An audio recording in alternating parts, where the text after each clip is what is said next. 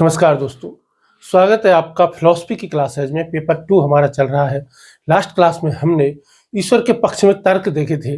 आज हम पढ़ने वाले हैं ईश्वर की धारणा, और ईश्वर की कैसी धारणा हम देखने वाले हैं। आज हम व्यक्तित्वपूर्ण आज ईश्वर की धारणा हम कैसी देखने वाले हैं, व्यक्तित्वपूर्ण देखने वाले हैं। यानी कि यहाँ पर यदि हम सब जोड़ेंगे तो व्यक्तित्वपूर्ण को क्या कहते हैं, पर्सनैलिस्टिक। कैसे हम कह देंगे, पर्सनैलिस्टिक। तो ईश्वर की जो व्यक्तित्वपूर्ण धारणा है, जो पर्सनैलिस्टिक जो नोशन ऑफ गॉड है, वो क्या है और क्यों ईश्वर के व्यक्तित्व की धारणा का अपना महत्व है, ये हम देख लेते हैं। तो ये वही वाली बहुत आसान सी बात है इसमें कि जैसे मान लीजिए कि कोई एक बच्चा है, वो अकेला कमरे में पढ़ाई कर रहा है, छोटा बच्चा है। अचानक से लाइट चली जाती है, अंधेरा हो जाता है कमरे में। जैसे ही अंधेरा हो जाता है तो क्या वो किसी अमूर्त शक्ति को पुकारता है? कि नहीं, वो हमेशा ही अपने माता पिता को पुकारता है। और जैसे ही वो माता पिता को पुकारता है, उसके माता पिता दौड़े चले जाते हैं, क्योंकि दौड़े चले जाते हैं। माता पिता उसकी बातों को सुनते हैं, समझते हैं और उत्तर देते हैं। हम सब लोग भी, दुनिया में कोई भी व्यक्ति जब भी कोई संकट में होता है तो क्या वो किसी एक एनर्जी को आवाज देता है? क्या नहीं है, वो तो किसी न किसी एक पर्सन को आवाज देता है। और यही एक कारण है कि जितने भी धर्म हैं उन सभी में, लगभग उन सभी में जो है वो पर्सनल गॉड लोकप्रिय हुआ। कौन सा गॉड लोकप्रिय हुआ? पर्सनल गॉड जो है वो लोकप्रिय हुआ। कि भाई एक व्यक्ति है जो ईश्वर कैसा एक व्यक्ति की तरह है। तो आज हम इसी बात पर चर्चा करेंगे कि क्या ईश्वर का व्यक्तित्व भी एक मनुष्य के जैसा ही है। यहूदी धर्म हो, ईसाई धर्म हो, इस्लाम धर्म हो, पारसी परंपरा रही हो, भारत में वैष्णव संप्रदाय, वैष्णव वेदांती परंपरा रही हो, सभी ईश्वर की व्यक्तित्वपूर्ण धारणा को स्वीकार करते हैं। लगभग सभी करते हैं। हालांकि ये बात दूसरी बात है कि इन सभी परंपराओं में, इन सभी धर्मों में ईश्वर के जिस व्यक्तित्वपूर्ण ईश्वर की जो धारणा स्वीकार की जाती है, उस धारणा में कहीं ना कोई अंतर होते हैं। कहीं किसी मूल भावना में अंतर है, कहीं विवरण में अंतर है, कहीं किसी व्याख्या में अंतर है। लेकिन एक बात तो तय है कि जो मूल भावना है वो सभी में लगभग बराबर ही है, सभी में एक जैसी ही है। तो ईश्वर का जो व्यक्तित्व है, क्या वो शाब्दिक है? तो वो शाब्दिक नहीं है भैया। ईश्वर का जो व्यक्तित्व माना जाता है वो कैसा माना जाता है? प्रतीकात्मक माना जाता है। कैसा माना जाता है? प्रतीकात्मक जो है वो माना जाता है, कि एक प्रतीक की तरह माना जाता है। जैसे हम क्या सोचते हैं कि जैसे हमारा पिता होता है, हम बचपन में होते हैं ना, जैसे कि सिगमंड फ्रायड क्या कहते थे कि भाई, सिगमंड फ्रायड कहते हैं कि मानवता ने ईश्वर को इसलिए रचा क्योंकि मानव जब बचपन में था तो उसके माता पिता उसकी रक्षा करते थे। जब वो बड़ा हुआ तो उसे लगा कि यार मेरी रक्षा करने के लिए कोई बड़ी ताकत चाहिए, तो इसलिए उसने अपने पिता की जगह ईश्वर की कल्पना कर ली। और यहाँ पे भी ऐसा ही है। यहाँ पे भी कोई भी किसी भी धर्म को मानने वाला उपासक क्यों नहीं व्यक्ति हो, वो ईश्वर को परम पिता मान लेता है, वो ईश्वर को करुणामयी मान लेता है, वो ईश्वर को न्याय प्रदान करने वाला मान लेता है। और फिर उस ईश्वर से संवाद करने लगता है, अपनी परेशानियां बताता है, अपने दुखड़े रोता है ना, कि भाई मुझे ये समस्या है। और फिर उससे प्रार्थना करता है, फिर उससे भक्ति करता है। यदि व्यक्ति ऐसा नहीं करेगा ना, तो फिर वो प्रार्थना नहीं कर पाएगा, फिर वो संवाद नहीं कर पाएगा, फिर वो भक्ति नहीं कर पाएगा। बहुत कठिन काम है निर्गुण की भक्ति कर पाना। निर्गुण की भक्ति हर कोई नहीं कर सकता है ना। कि ये बात बता देना कि भाई ईश्वर तुम्हारे अंदर ही है, अपने अंदर ढूंढो, स्वयं को खोजो, हर कोई नहीं कर सकता है ये काम। आम आदमी को लिए भक्ति चाहिए। आम आदमी को तो बस बता दो कि भाई सुबह शाम दीपक जला दो, सुबह शाम जो है वो तुम तो नमाज पढ़ लो, तुम तो जो है वो चर्च में चले जाया करो, संडे के दिन तुम्हारा काम पूरा है। आम आदमी इसी में खुश रहता है। आम आदमी को यदि आप इस रास्ते पे लेकर के जाओगे कि चलो भाई निर्गुण ईश्वर के पास चलते हैं, शंकर के रास्ते पे यदि आम आदमी को चलाओगे, तो शंकर के रास्ते पे आम आदमी नहीं चल पाता है।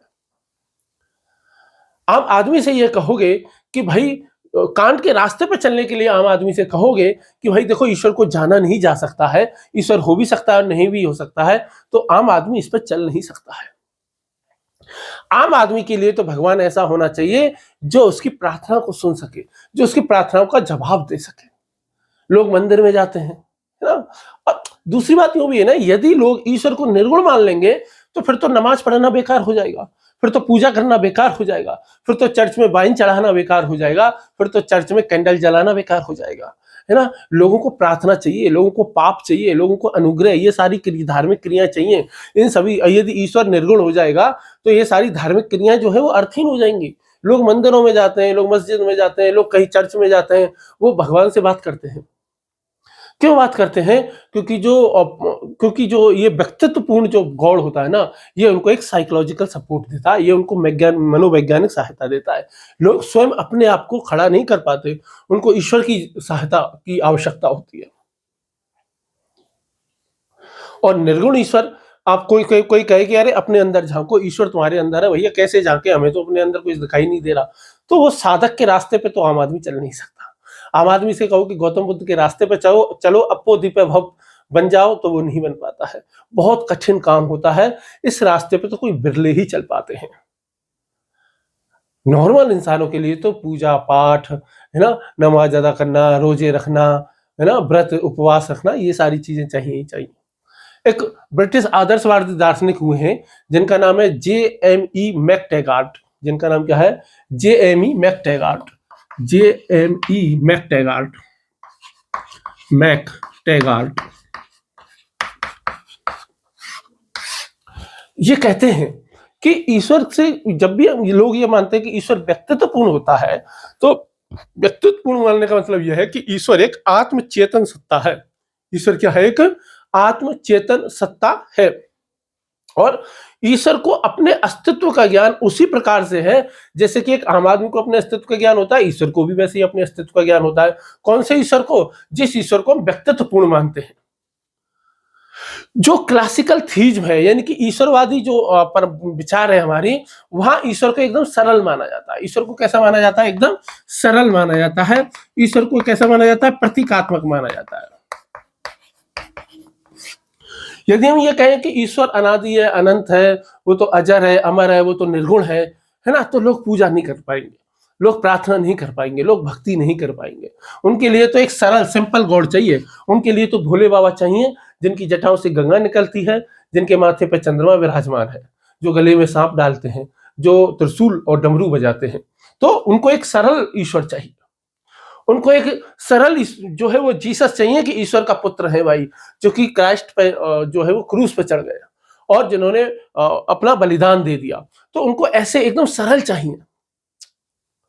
वो कहते हैं कि जैसे ही ईश्वर में हम का डालते हैं कि ईश्वर की भी इच्छाएं होती हैं, ईश्वर की निर्णय क्षमता होती है, तो उससे जो उपासना करने वाले जो आम आदमी है ना, उनके लिए पूजा करना, प्रार्थना करना बहुत आसान काम हो जाता है। जब भारतीय परंपराओं में यदि आप देखोगे तो एक तो वैष्णव परंपरा है और दूसरी शैव परंपरा है। अलवार और नैनार का नाम आपने सुना ही होगा, है ना। तो ये जो परंपरा है, तो ये विष्णु और शिव के अवतारों की पूजा करती हैं। आज भी जो ये भक्ति की जो परंपराएं हैं, भक्ति परंपरा में ईश्वर को क्या व्यक्तिगत आराध्य के रूप में पूजा जाता है। जैसे मीराबाई क्या कहती हैं कि मेरे तो गिरधर गोपाल दूसरा ना कोई, और जाके सिर मोर मुकुट मेरे पति सोई। अब उन्होंने तो भगवान को, ईश्वर को अपने पति के रूप में कल्पना कर ली है। सूरदास जी, मैया कबू बढ़ेगी चोटी, कितने दिन में दूध पुवत हुए, अहू तलक है छोटी, मैया कबू बढ़ेगी चोटी। अब वह सूरदास जी है, सूरदास जी भगवान को जो है वो छोटा सा बच्चा मान करके बैठे हुए हैं कि बच्चा जो है वो 4 साल का बच्चा है, और माता उसको क्या कह के दूध पिला रही है कि बेटा दूध पी ले, और जैसी मेरी चोटी बड़ी हो गई है वैसे ही तेरे भी बाल इतने बड़े हो जाएंगे और तेरी भी चोटी इतनी बड़ी हो जाएगी। अब भाई आम आदमी के लिए ये व्यक्तिगत आराध्य के रूप में जो है भगवान को पूजा जाता है। क्यों पूजा जाता है? इससे जो उपासक है और जो उपास्य है उनके बीच में एक जीवित संवाद स्थापित होता है। जो उपासक और उपास्य के बीच में क्या होता है? एक जीवंत संबंध बन जाता है, एक आत्मीयतापूर्ण संबंध बन जाता है, और उससे भक्त अपने आप को जोड़ लेता है। ठीक, अब हम आगे ये देखते हैं कि यदि भगवान में गुणों को माना जाता है, यदि ईश्वर की व्यक्तित्वपूर्ण धारणा मानी जाती है, तो आखिर उसके व्यक्तित्व में कौन कौन से गुण होते हैं? तो उसके व्यक्तित्व में कौन कौन से गुण होते हैं? तो बेसिकली जब भी हम ईश्वर की व्यक्तित्वपूर्ण धारणा की कल्पना करते हैं और ये मानते हैं कि ईश्वर का एक व्यक्तित्व है, तो उसके व्यक्तित्व में 2 तरीके के गुण जो है वो माने जाते हैं। उसके व्यक्तित्व में कितने तरीके के गुण माने जाते हैं? 2 तरीके के गुण माने जाते हैं। एक गुण होते हैं तत्वमीमांसीय। एक गुण कौन से माने जाते हैं? तत्व मीमांसीय गुण माने जाते हैं। और दूसरे दूसरे गुण माने जाते हैं नैतिक गुण। और दूसरे गुण कौन से माने जाते हैं? नैतिक गुण माने जाते हैं। तो तत्व मीमांसीय गुणों की बात करें तो 5 तत्व मीमांसीय गुण जो है वो ईश्वर में माने जाते हैं। ठीक, और 5 जो है तत्व मीमांसीय गुण जो माने जाते हैं वो कौन से माने जाते हैं? सबसे पहला माना जाता है सर्वशक्तिमत्ता का, कि भाई ईश्वर कैसा है? सर्वशक्तिमान है। सर्वशक्तिमत्ता, कि ईश्वर कैसा है? सर्वशक्तिमान है। दूसरा जो गुण माना जाता है वो किसका माना जाता है? सर्वज्ञता का माना जाता है, कि सर्वशक्तिमत तो है ही वो, इसके अलावा वो सर्वज्ञ है, यानी कि वह हर जगह है, उसे हर चीज का ज्ञान भी है, सर्वज्ञ माना जाता है। तीसरा जो गुण उसमें माना जाता है वो माना जाता है नित्यता का, कि ईश्वर तो नित्य है। ईश्वर जो है वो समय से पहले भी था और समय के बाद भी रहेगा। ईश्वर नित्य है, ईश्वर हमेशा रहता है, तो ईश्वर कैसा है? नित्य है। और चौथा जो गुण माना जाता है वो माना जाता है सर्वव्यापकता का।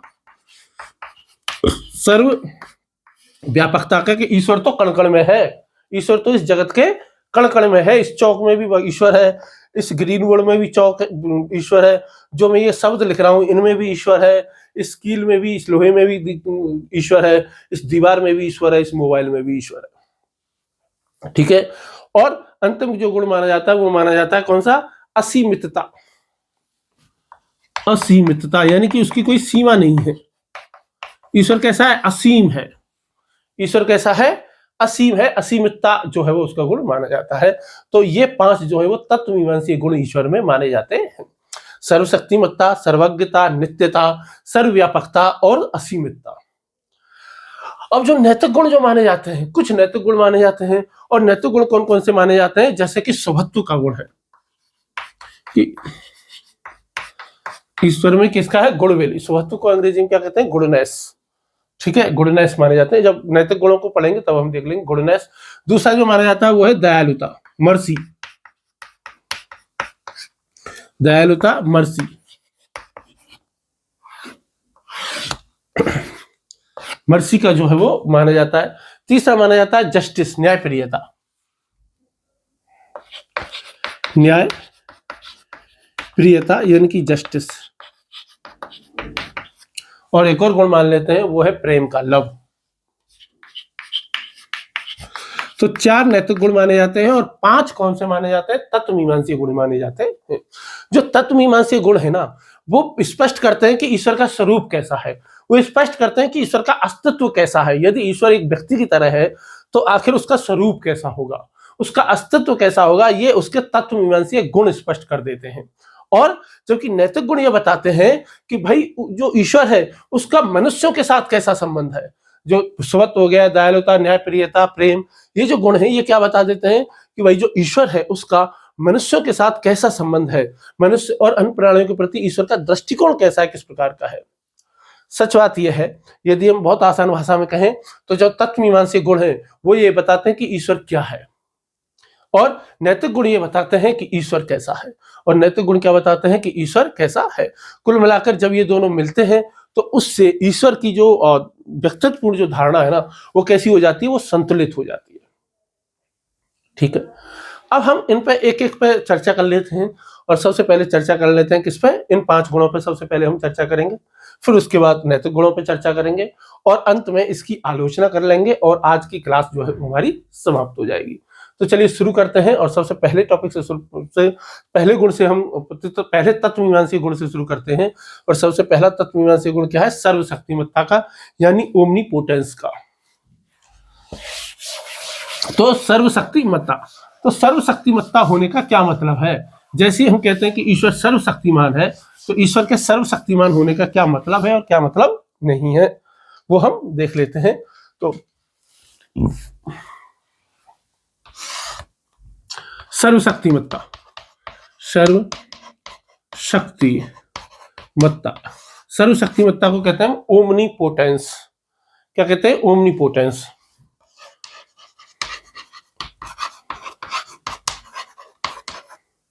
ओमनीपोटेंस ऑफ गॉड, ईश्वर की सर्वशक्तिमत्ता। बेसिकली जो ओमनीपोटेंस, यदि हम शब्द की यदि हम बात कर लें तो ये क्या है? तो ये लैटिन शब्द है। लैटिन शब्द क्या है? ओमनिस। लैटिन शब्द पहला क्या है? ओमनेस है, और ओमनेस का मतलब क्या होता है? सब कुछ। और वही दूसरा जो शब्द है, जो पोटेंस है, ये किससे बना हुआ? पोटेंस से। ठीक है, और पोटेंस का मतलब क्या है? शक्ति से है। पोटेंस का मतलब किससे है? शक्ति से है। तो ये लैटिन शब्द है। इसका अशाब्दिक अर्थ यदि आप देखोगे सर्वशक्तिमत्ता का, तो इसका मतलब है कि सब कुछ करने की शक्ति, कुछ भी करने की शक्ति। सर्वशक्तिमत्ता का मतलब ये हो गया कि ईश्वर सृष्टि को बना सकता है, उसे उत्पन्न कर सकता है, उसे बना सकता है, आवश्यकता पड़ने पर उसका नाश भी कर सकता है। खास तौर पर सबसे प्रबल रूप से ये जो विश्वास जो चलता है, वो सामी धर्मों में प्रमुख तौर पर चलता है। यानी कि तीनों अब्राहमिक रिलीजन जो है हमारे, यहूदी, ईसाई और इस्लाम, इन तीनों में ये चलता है। इन तीनों में ये माना जाता है कि भगवान ने जो इस सृष्टि की रचना की है ना, वो शून्य से की है। भगवान ने सृष्टि की रचना जो क्या की है? शून्य से जगत बनाया है। कुछ नहीं से सब कुछ, कुछ नहीं से सब कुछ, एक्स निहिलो। एक्स निहिलो का मतलब शून्य, तो एक्स निहिलो से माना जाता है। और चूंकि ईश्वर ने शून्य से इतना बड़ी सृष्टि बना ली, इसी से पता चलता है कि ईश्वर कितना सर्वशक्तिमान है। अब हम ईश्वर की जो सर्वशक्तिमान है कि ईश्वर कुछ भी कर सकता है, इसमें कुछ विरोधाभास हमें दिखाई देते हैं। कुछ विरोधाभास हैं, जो कि 3 प्रकार के विरोधाभास हमें दिखाई देते हैं। उनको हम देख लेते हैं कि भाई 3 प्रकार के विरोधाभास कौन कौन से दिखाई देते हैं। सबसे पहला तार्किक विरोधाभास दिखता है। सबसे पहला क्या दिखाई देता है? एक तार्किक विरोधाभास दिखाई देता है। दूसरा जो तार्किक विरोधाभास मतलब तर्क का विरोधाभास। क्या ईश्वर अपने से भी सर्वशक्तिमान, अपने से भी ज्यादा शक्तिशाली किसी जीव की रचना कर सकता है? क्या ईश्वर से भी शक्तिशाली जीव की रचना कर सकता है? तो यदि कर सकता है, तो इसका मतलब ईश्वर सबसे शक्तिमान नहीं है, क्योंकि ईश्वर से शक्तिमान तो वो हो गया क्योंकि वो तो ईश्वर से भी शक्तिमान है। और नहीं कर सकता है, तो इसका मतलब क्या है? कि ईश्वर ताकतवर नहीं है, ईश्वर में इतनी ताकत ही नहीं है। तो ये क्या हो गया? तार्किक अंतर्विरोध हो गया। दूसरा है संकल्प स्वातंत्र। मनुष्य के संकल्प स्वातंत्र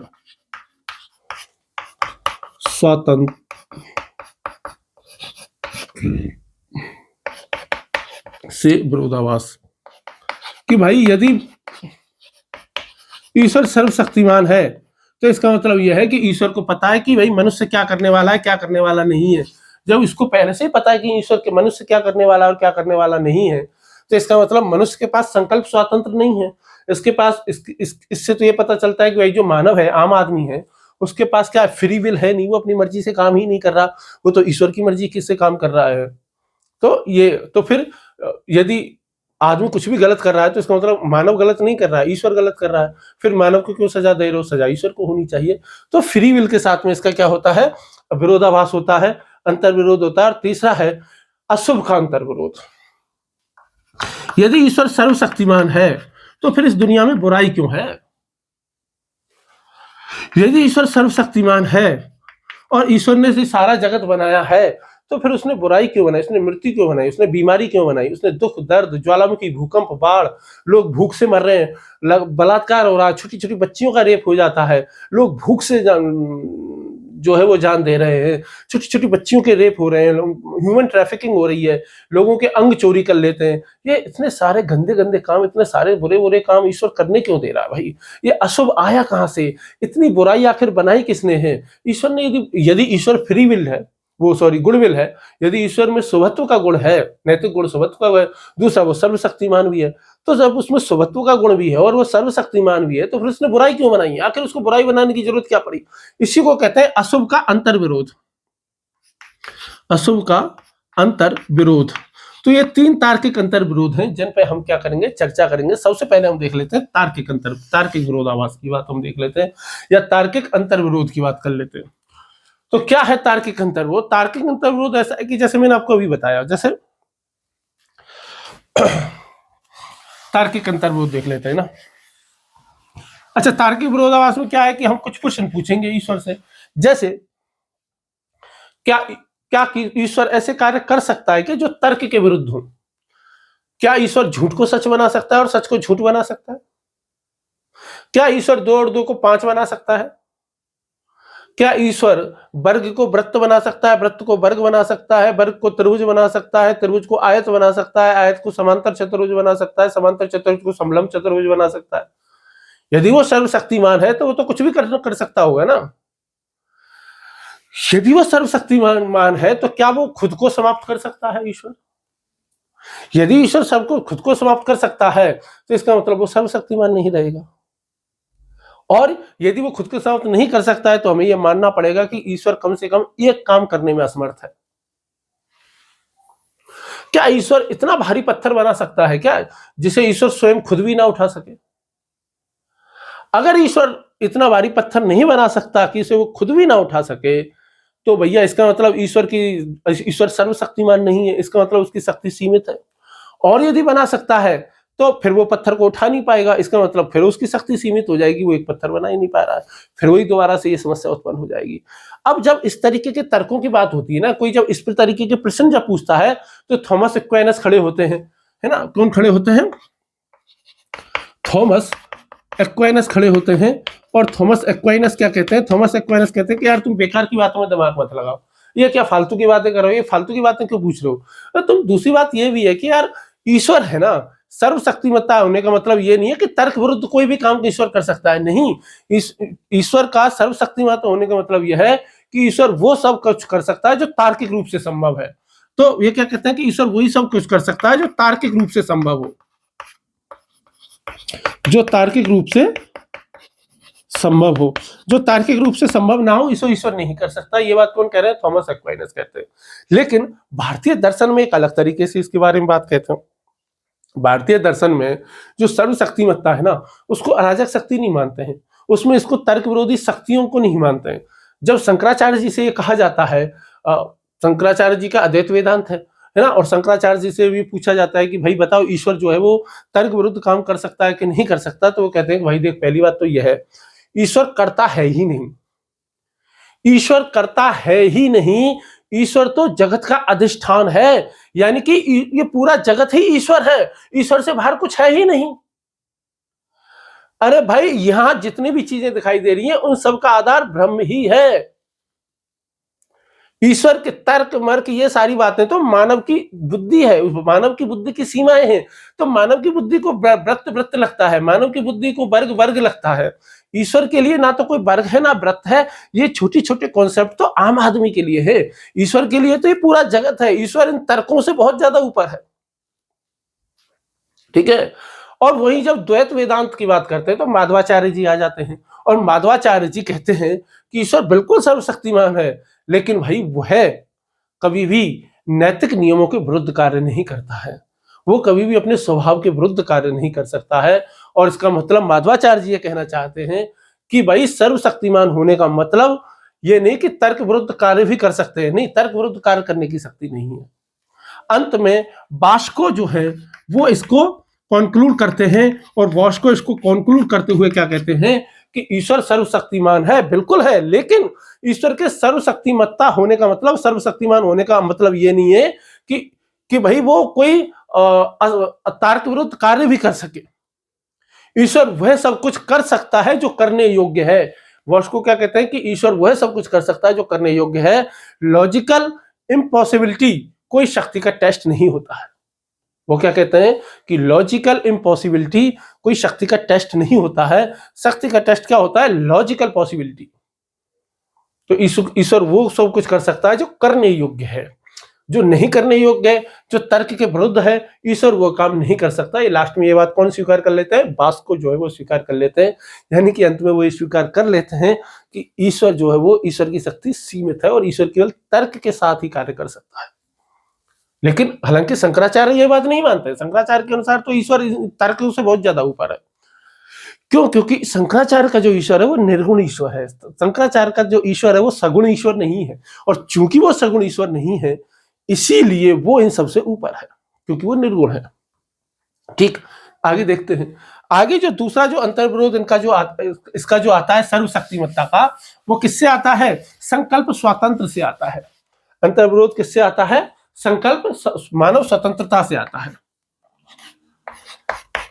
मानव स्वतंत्रता से आता है।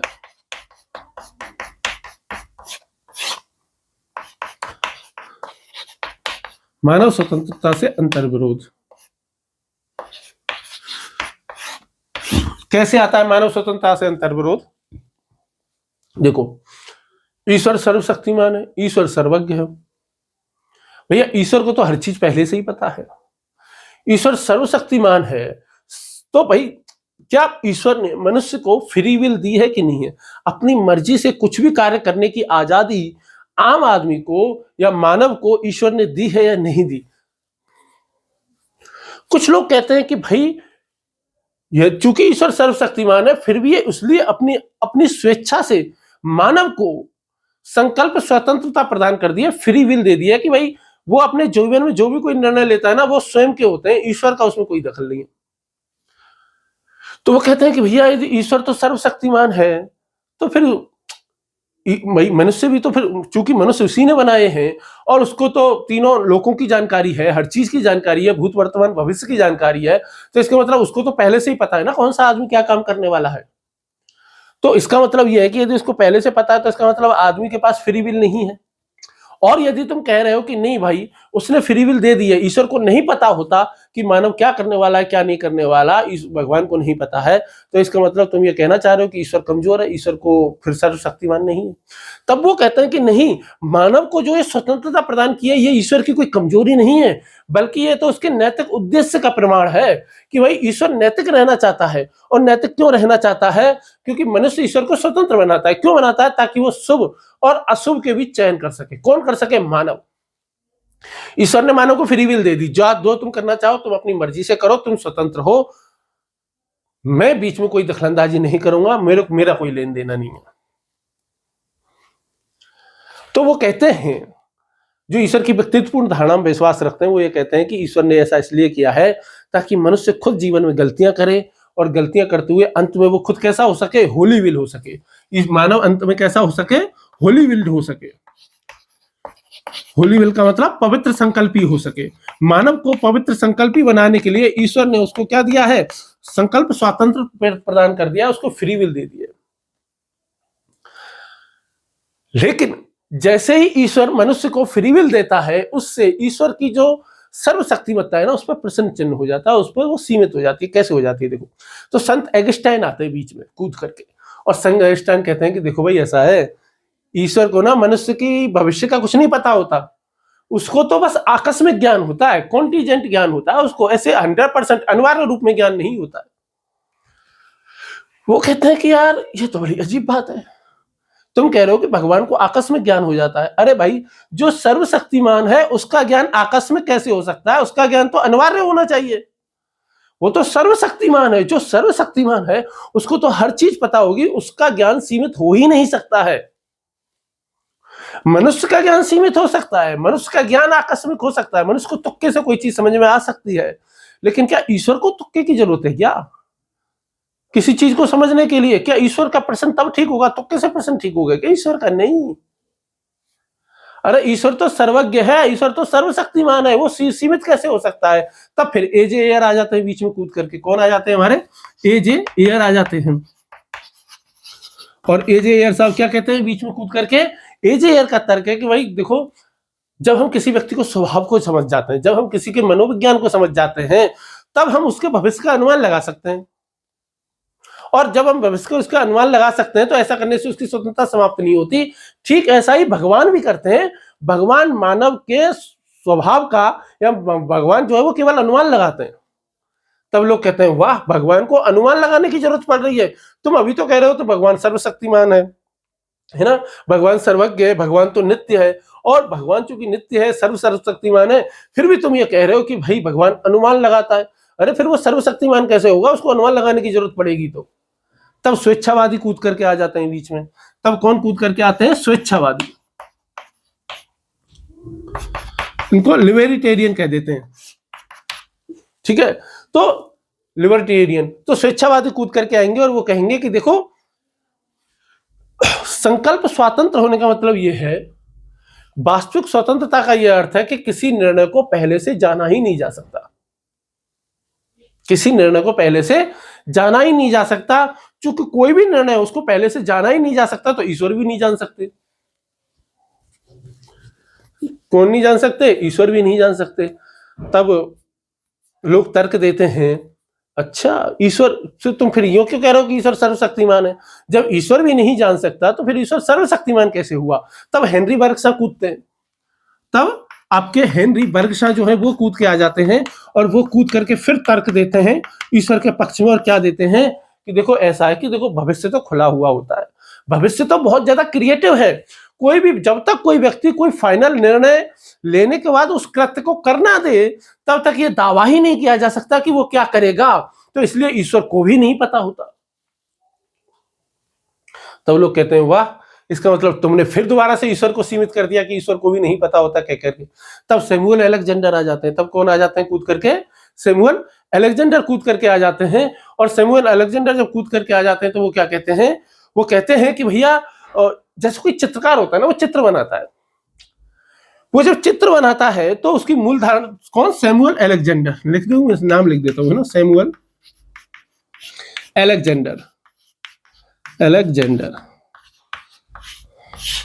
सैमुअल अलेक्जेंडर कहते हैं कि भाई जैसे चित्रकार चित्र बनाने से पहले मूल चित्र को तो जानता है कि भाई चित्र ऐसा मेरा बनेगा, पर वो 100% फाइनल तौर पे ये नहीं कह सकता कि उसका चित्र फाइनल प्रिंट में कैसा दिखेगा, अंतिम रूप से उसका चित्र कोई कैसा बनेगा। उसी प्रकार ईश्वर भी मनुष्य के भविष्य के निर्णय को निश्चित रूप से नहीं जान सकता।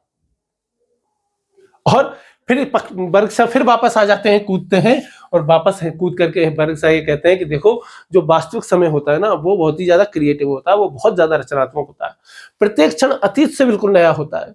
इसलिए अतीत के आधार पर भविष्य का पूर्ण ज्ञान लगभग असंभव है। लेकिन फिर वही लोग कहते हैं कि भाई ईश्वर तो सर्वशक्तिमान है, ईश्वर तो नित्य है। अरे भूत वर्तमान भविष्य तो आम आदमी के लिए है, ईश्वर के लिए भूत वर्तमान भविष्य कैसे हो सकता है?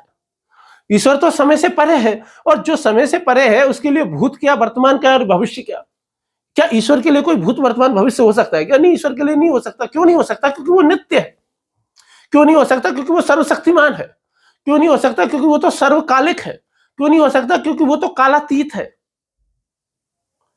ठीक है, तो चलिए फिर इस बहस को कभी और आगे बढ़ाएंगे। आगे चलते हैं, इतना काफी है, आप इतने में इतना लिख दोगे वही बहुत ज्यादा हो जाएगा। अब तीसरा देखते हैं अशुभ से संबंधित विरोधाभास या अशुभ का विरोधाभास। अब अशुभ से क्या विरोधाभास है ईश्वर का? अशुभ का विरोधाभास। इन सब विचारकों के नाम लिख दोगे ना और इनका तर्क लिख दोगे तो आपका आंसर एकदम सर्वशक्तिमान हो जाएगा। ठीक, तो अशुभ का अंतर विरोध।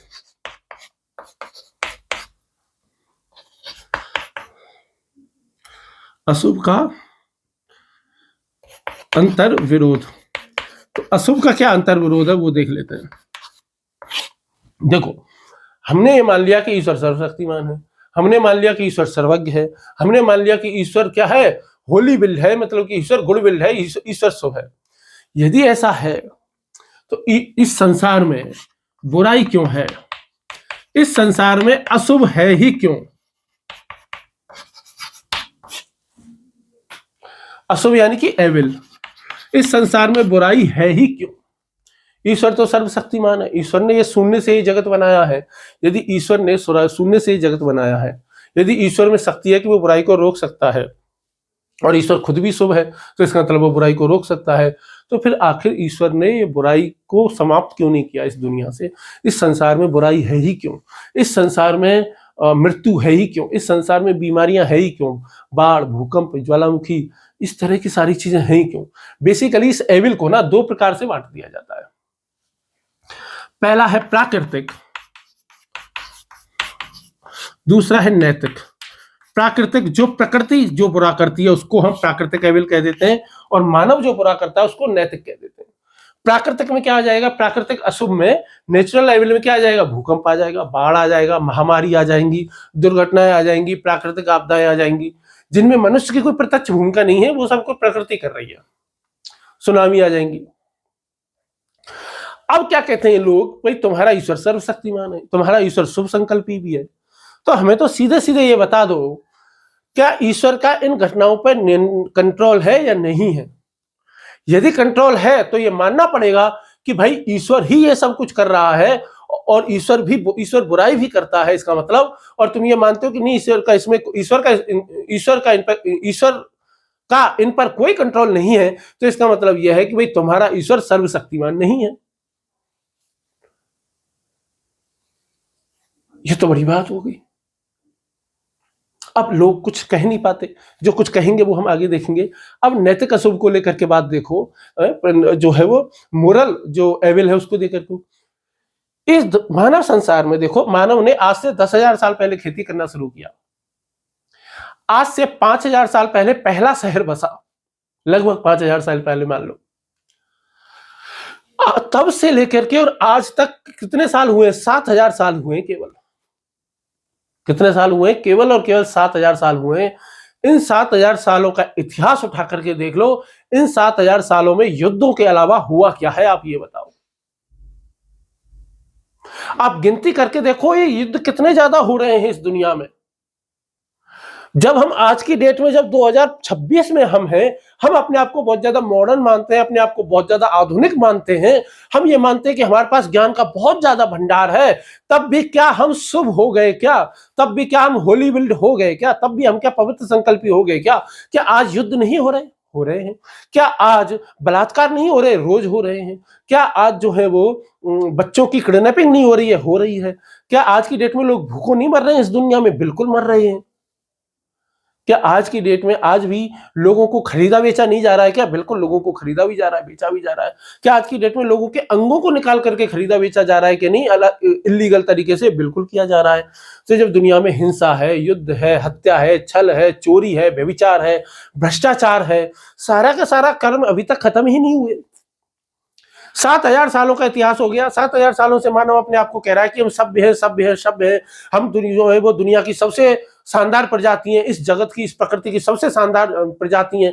हमने जो है वो देखो क्या विकास किया, हमने बुलेट ट्रेन बना ली, हम जो है वो मंगल ग्रह पे चले गए, हम देखो चांद पे चले गए, हम चांद के सबसे अंधेरे कोने में भी चले गए। हमने तो जो है वो एलियन भी देख लिया, यूएफओ भी देख लिया, फलाना काम भी कर लिया, हमने परमाणु हथियार भी बना लिए। अरे तुमने नैतिकता बना ली क्या? और नैतिकता बना ली तो उसे जीवन में अपना लिया क्या? क्या दुनिया का सबसे ज्यादा ताकतवर जो देश है आज की डेट में, क्या सबसे ज्यादा नैतिक नहीं है? बिल्कुल है। आज की डेट में कौन सा देश है? आज की डेट में इस दुनिया में जो ग्लोबल राजनीति जो चल रही है वो माइट इज राइट पे नहीं चल रही है क्या? जिसकी लाठी उसकी भैंस के आधार पे नहीं चल रही है क्या? बिल्कुल चल रही है। और ईश्वर अपने, मानव अपने आप को कहता है कि भाई हम तो बहुत ज्यादा शुभ है, बहुत ज्यादा शुभ। अरे तुम खुद ही शुभ नहीं हो। ये तो एकदम हकीकत वाली बात हो गई। अब हम फिलॉसफी वाली बात कर लेते हैं कि भाई ये बताओ, जब मानव 7,000 साल से यही कर्म कर रहा है लगातार, जहां महावीर स्वामी आए, गौतम बुद्ध आए, कन्फ्यूशियस आए, ताओवाद आकर के चले गए बेचारे, जहां की बेचारे जीसस आकर के चले गए, पैगंबर आकर के चले गए, मोहम्मद साहब आकर के चले गए, हजरत मूसा आकर के चले गए, उन सब जगहों पर इतना खून रक्तपात क्यों हो रहा है आखिर? तो क्या हम ये मान लें कि इस मानव में जो इतनी भी बुराइयां जो है भरी पड़ी हैं, क्या वो ईश्वर द्वारा सृजित हैं? क्या वो ईश्वर ने बनाई हैं? क्या ईश्वर का इन पर कंट्रोल है कि नहीं? जब भी मनुष्य के अंदर अनैतिक इच्छाएं उपनती हैं, दुष्प्रवृत्तियां उत्पन्न होती हैं, तो भैया ईश्वर ने आखिर ये चीजें बनाई ही क्यों? जब ईश्वर ने मानव को बनाया है, तो क्यों नहीं ईश्वर ने ये सब चीजें क्यों बनाया भाई? नहीं बनाता इन सब चीजों को, बीमारियों को नहीं बनाता, दुख को नहीं बनाता, दर्द को नहीं बनाता, मनुष्य के अंदर वासना नहीं भरता। यदि ईश्वर सर्वशक्तिमान है तो आज क्यों लगातार रेप हो रहे? क्यों भगवान ने ऐसा सिस्टम, भगवान को क्यों पहले नहीं पता चला कि यार इस तरीके की, यदि बायोलॉजिकल रूप से यदि इस तरह की बॉडी मेल और फीमेल की बनाएंगे और उनकी इच्छा इस तरीके की रखेंगे, तो इससे तो हो सकता है कि बेचारी जो फीमेल जो एंटाइटी है, जो बेचारी मादाएं हैं, उनका रेप हो सकता है, बलात्कार हो सकता है, उनके साथ गलत व्यवहार हो सकता है। तो ईश्वर ने क्यों नहीं ऐसा कोई बायोलॉजिकल सिस्टम बनाया, क्यों नहीं ऐसा बायोलॉजिकल डिजाइन बनाया कि जैसे मर्द के साथ मर्द के साथ मर्द की इच्छा के बिना उसका रेप नहीं किया जा सकता, उसके साथ जो है वो यौन संबंध नहीं बनाए जा सकते, तो स्त्री को भी क्यों नहीं ये शक्ति प्रदान की? स्त्री को भी ऐसी बना देते, ईश्वर का स्त्री का जो शरीर है वो ऐसा ही बना देते, बायोलॉजिकल डिजाइन ऐसा बना देते, क्यों नहीं बनाया? और नहीं बनाया, इस वजह से बेचारा आज इतना बलात्कार, रेप हो रहे हैं। और आज भी जो है वो ऐसे जो है वो महिलाओं की कितनी ज्यादा ट्रैफिकिंग होती है, ह्यूमन ट्रैफिकिंग। तो इसका मतलब यह है कि भाई उसकी शक्ति सीमित है। इससे पता चलता है कि वो शुभ है नहीं, वो पूरी तरीके से शुभ नहीं है।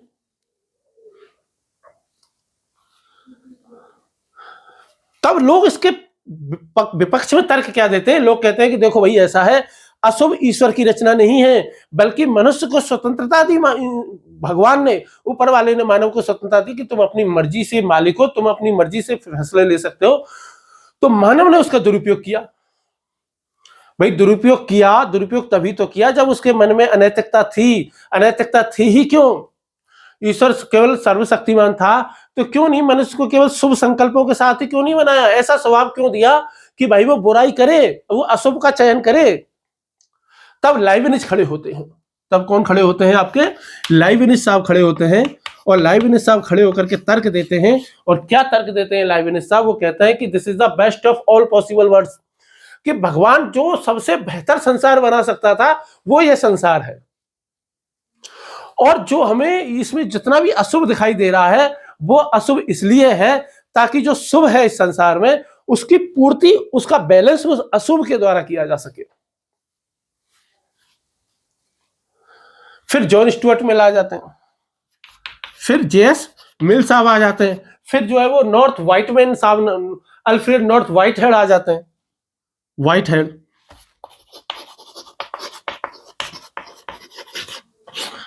और ये तर्क देते हैं, ये क्या देते हैं कि भाई देखो ईश्वर है ना, ईश्वर असीमित नहीं है, ईश्वर है सीमित। तुम क्यों नहीं मान लेते कि ईश्वर क्या है? जेएस मिल और व्हाइटहेड क्या कहते हैं कि ईश्वर क्या है? सीमित है। क्यों नहीं मान लेते कि ईश्वर सीमित है? और चूंकि ईश्वर सीमित है, इसी वजह से हम कह सकते हैं कि सीमित ईश्वर है तो वो शुभ है, क्योंकि उसकी शक्ति निरपेक्ष नहीं है, इसलिए वो अशुभ को रोकने में पूरी तरह समर्थ नहीं है, वो असमर्थ है। लेकिन इसमें क्या होगा? ईश्वर की शुभता तो बच जाती है, लेकिन उसकी सर्वशक्तिमत्ता चली जाती है। और उसकी क्या चली जाती है? सर्वशक्तिमत्ता जो है वो चली जाती है। ठीक है, तो ये ईश्वर के जो गुण हैं उनको लेकर के विवाद है। आगे बढ़ते हैं, नेक्स्ट गुण की तरफ बढ़ते हैं, और नेक्स्ट गुण क्या है? ओमनीसाइंस। ओमनीसाइंस का मतलब सर्वज्ञता। सर्वज्ञता का मतलब ईश्वर को सब कुछ पता है, भूत वर्तमान भविष्य सब कुछ पता है। तो ओमनीसाइंस ऑफ गॉड, सर्वज्ञता। ईश्वर के अगले गुण के बारे में बातचीत हम कर लेते हैं। ईश्वर में अगले गुण, ईश्वर के अगले कौन से गुण की कल्पना की जाती है? सर्वज्ञता की।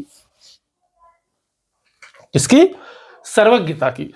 तो सर्वज्ञता की जाती है, तो ओमनीसाइंस ऑफ गॉड, सर्वज्ञता, ईश्वर की सर्वज्ञता, ईश्वर की सर्वज्ञता, ओमनीसाइंस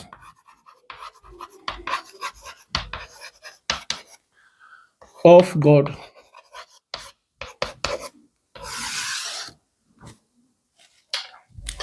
वो कहते हैं कि ईश्वर भूत वर्तमान भविष्य सब जगह है। ईश्वर जो है वो समय के प्रत्येक क्षण में विद्वान है। ईश्वर हर चीज को जानता है। ईश्वर इस पूरे ब्रह्मांड को एक साथ समग्र रूप में जो है वो क्या करता है? अनुभव करता है, और इसी आधार पर उसे क्या माना जाता है? सर्वज्ञ माना जाता है। पर फिर वही विवाद आ जाता है जिसपे हमने बहुत अभी लंबी चौड़ी बहस की, और वो क्या है कि जैसे ही हम ईश्वर को ये मानते हैं कि ईश्वर को भूत वर्तमान भविष्य तीनों का ज्ञान है, तो इसका मतलब तो क्या हो जाएगा? पूर्व नियतिवाद आ जाएगा। क्या आ जाएगा? पूर्व नियतिवाद। पूर्व नियतिवाद का मतलब यह है कि इसका मतलब भगवान को पहले से ही पता है जो कुछ होने वाला है। इसका मतलब भगवान को पहले से ही पता है कि आप यूपीएससी की तैयारी करने वाले हो और आप पास होंगे कि नहीं, भगवान को पहले ही पता है। भगवान को यह भी पता है कि आप यूपीएससी की तैयारी कर रहे हो, आप फिलोसफी पढ़ोगे, और फिलोसफी जो है वो इस जो है वो सड़ी शकल वाले मार साहब से पढ़ोगे, सड़ी शकल वाले टीचर से पढ़ोगे। तो मतलब कहने का मतलब ईश्वर को सब पता है। ईश्वर को पहले ही पता था कि मैं ये वीडियो बनाऊंगा और बहुत कम लोग देखेंगे। ईश्वर को पहले से ही पता है कि भाई जो है ये आदमी क्या करने वाला है, क्या नहीं करने वाला है। जब सब कुछ पहले से पता ही है, जब कुछ पहले से तय है, तो इसका मतलब यह है कि आदमी अपनी मर्जी से कुछ काम कर ही नहीं रहा है। इसका मतलब क्या है? पूर्व नियतिवाद हावी हो जाता है। मानव की स्वतंत्रता, जो मानव स्वतंत्रता है, वो पूरी तरीके से क्या हो जाती है? वो खत्म हो जाती है, जिसपे अभी हमने लंबी चौड़ी बहस की थी, लंबी चौड़ी डिबेट की थी। तो इससे मतलब यह है कि हमको या तो ईश्वर को यह मानना पड़ेगा कि भाई ईश्वर का ज्ञान या तो संभाव्य है या सीमित है, ठीक है, या फिर यदि ईश्वर सर्वशक्तिमान है, ईश्वर यदि सर्वज्ञ है, ईश्वर को हर चीज की ओमनी साइंस है, ईश्वर को भूत वर्तमान भविष्य तीनों कालों का पहले से ही ज्ञान है, तो इसका मतलब यह है कि मानव जो है वो स्वतंत्र संकल्पी है नहीं। इसका मतलब मानव अपनी मर्जी से कुछ नहीं करता है, हर चीज पहले से तय है। पहले से तय था कि आप ये वीडियो देखोगे, पहले से तय था कि मैं ये बोलूंगा, पहले से तय था कि ये वीडियो इस दिन को इस समय इस सेकंड पर रिकॉर्ड होगी, इस सेकंड पर पूरी अपलोड हो जाएगी, आप लोग इस वजह इस तरीके के फोन में हर चीज देखोगे। हर चीज पहले से ही तय, और जब हर चीज पहले से ही तय है तो इसका मतलब आपका और मेरा रोल जीरो हो जाता है। इसका मतलब आपका और मेरे जो प्रयास हैं, वो मेहनत है, वो सारी सारी शून्य हो जाती है, क्योंकि हर चीज तो पहले से ही तय है। और जब पहले से ही तय है तो आप कुछ तय ही नहीं कर रहे हो। इसका मतलब जो है कि यदि आप आलस करते हो तो वो ऊपर वाले ने तय किया हुआ है। आप यदि बहुत ज्यादा मेहनत कर रहे हो तो उसका मतलब वो ऊपर वाले ने पहले से ही तय किया हुआ है। ये जो है वो विरोधाभास प्रकट होता है। ठीक, अब नेक्स्ट आगे तीसरे गुण की तरफ बढ़ते हैं, और तीसरा गुण है ईश्वर की नित्यता को लेकर के, इटर्निटी ऑफ गॉड। ईश्वर की नित्यता, eternity of God.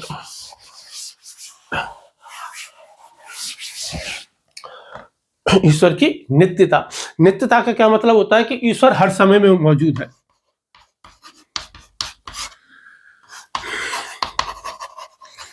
Eternity of God, और इटर्निटी ऑफ गॉड का मतलब क्या है कि ईश्वर हर जगह हर समय मौजूद है। बेसिकली इसके दो अर्थ लगाए जाते हैं, एक तो है सार्वकालिकता, एक तो सार्वकालिकता, एक अर्थ क्या लगाया जाता है, सर्वकालिकता। दूसरा माना जाता है कालातीतता।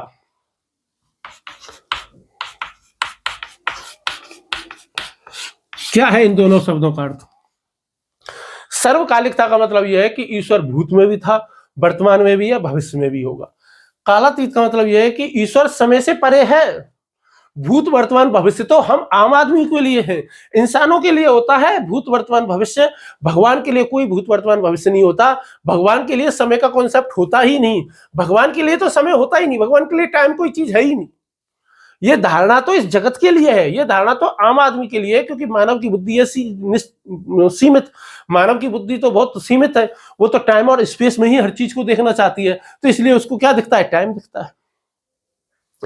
सर्वकालिकता के मनुष्य के अनुसार, सर्वकालिकता के अनुसार ईश्वर सभी कालों में विद्वान है, और कालातीतता के अनुसार ईश्वर काल से परे है, समय से परे है। अर्थात ना तो वो समय के प्रभाव में स्थित है और ना ही वो परिवर्तन के अधीन है। देखो, समय जब होगा, समय के अंदर कोई भी चीज हमेशा परिवर्तनशील होती है। वो एक गाना है ना कि आने वाला पल जाने वाला है।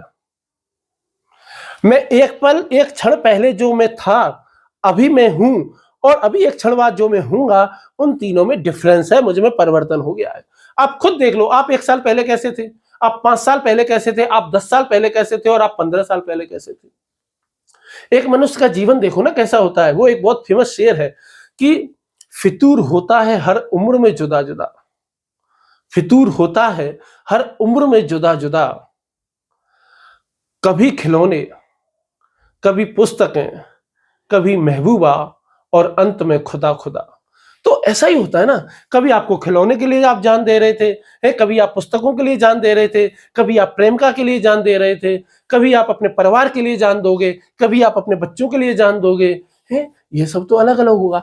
यदि एक 15 साल के बच्चे से यदि पूछा जाए कि तुम किसके लिए जान दे सकते हो, तो वो कहेगा मैं अपने भाई बहनों के लिए जान दे सकता हूँ, मैं अपने दोस्तों के लिए जान दे सकता हूँ, मैं अपने माँ बाप के लिए जान दे सकता हूँ। उसी बच्चे को 24 साल का हो जाने दो, वो उससे पूछो कि तुम किसके लिए जान दे सकते हो, वो कहेगा मैं अपनी महबूबा के लिए जान दे सकता हूं। और उसी बच्चे को 40 साल का हो जाने दो, वो कहेगा कि मैं अपने बच्चों के लिए जान दे भी सकता हूं, जान ले भी सकता हूं। समय के साथ हर चीज बदल जाती है, हर चीज बदल जाती है समय के साथ। और काल भी क्या है, स्वभाव है। काल का स्वभाव ही क्या है, परिवर्तन। समय का मतलब क्या है, परिवर्तन। समय का दूसरा नाम परिवर्तन है। कोई ऐसी चीज है ही नहीं जो समय के साथ ना बदले। आपका फोन नहीं बदल जाता है क्या? आपका नया लैपटॉप नहीं बदल जाता है क्या? ये ग्रीन बोर्ड नहीं बदल गया क्या? क्या मैं नहीं बदल गया क्या समय के साथ में? क्या ये दीवार नहीं बदल गया? हर चीज बदल गई। इसकी सफेदी में भी परिवर्तन आ गया होगा, हो सकता है इसकी मजबूती में भी परिवर्तन आ गया हो, मेरी सोच में परिवर्तन आ गया हो, मेरे ज्ञान में परिवर्तन आ गया हो, मेरे पढ़ाने के कौशल में परिवर्तन आ गया हो।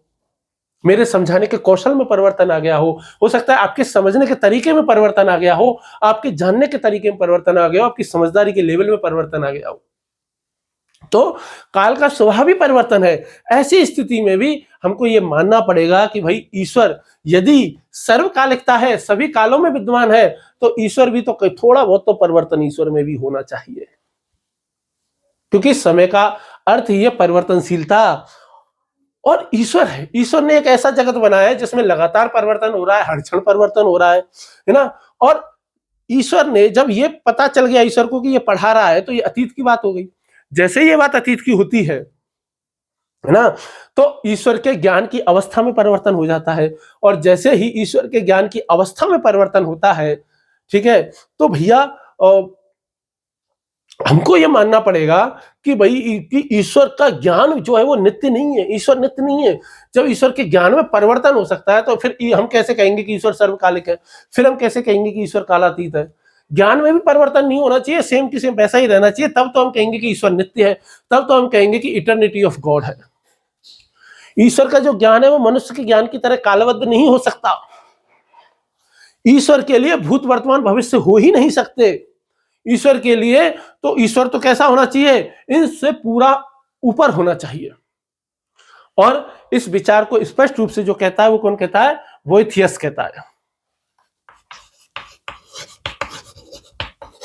वोइथियस जो है वो इस विचार को स्पष्ट रूप से कहता है। उनकी पुस्तक है the consolation of philosophy, the consolation of philosophy. उसमें वे कहते हैं कि ईश्वर जो है वो समय के भीतर नहीं है, बल्कि ईश्वर समय के ऊपर स्थित है। उसके ज्ञान में कभी कोई परिवर्तन नहीं होता। जगत में घटनाएं घटती हैं, लेकिन जो ईश्वर है वो समय से परे है। यदि हम अद्वैत वेदांत को लेकर के आ जाएं, भारतीय दर्शन को लेकर के आए, भारतीय दर्शन के अद्वैत वेदांत को लेकर के आएंगे, तो अद्वैत वेदांत तो इसको एक अलग तरीके से ही देखता है। वो कहता है कि देखो यार, तुम कैसी बातें कर रहे हो? भूत है, वर्तमान है, भविष्य है, काल है ना, समय है, ये सब सारी चीजें तो हम जैसे तुच्छ मानवों के लिए, ईश्वर के लिए नहीं है। ईश्वर की बुद्धि इनसे बहुत ऊपर है। ये तो चूंकि हम हर चीज को देखना चाहते हैं, हम हर चीज को समझना चाहते हैं, हम हर चीज को कैसे देख सकते हैं, हम हर चीज को कैसे समझ सकते हैं, उसके लिए समय बनाना पड़ता है, उसी के लिए स्पेस बनाना पड़ता है, उसके लिए टाइम बनाना पड़ता है, उसके लिए जो है वो अवधारणा है, कॉन्सेप्ट बनाने पड़ते हैं। ईश्वर के लिए ये सारी चीजें मायने नहीं रखती। ईश्वर तो इन सबसे बहुत ऊपर है। ये कौन कह रहा है? अद्वैत वेदांत कह रहे हैं, क्योंकि वो पूरा जगत खुद ईश्वर ही है, ईश्वर से बाहर कुछ है ही नहीं, वो ये कह रहे हैं। ठीक है, अब हम आगे बढ़ते हैं और आगे बढ़ते हुए ईश्वर के अगले गुण की तरफ बढ़ते हैं। और ईश्वर का अगला गुण है ओमनी प्रेजेंस। ओमनी प्रेजेंस का मतलब है ईश्वर की सर्वव्यापकता। इसका मतलब यह है कि ईश्वर हर जगह व्याप्त है। तो ईश्वर की सर्वव्यापकता यानी कि ओमनी प्रेजेंस ऑफ गॉड, यानी कि कण कण में ईश्वर विद्यमान है। ईश्वर की सर्वव्यापकता, ईश्वर की सर्वव्यापकता, सर्वव्यापकता यानी कि ओमनी प्रेजेंस ऑफ गॉड।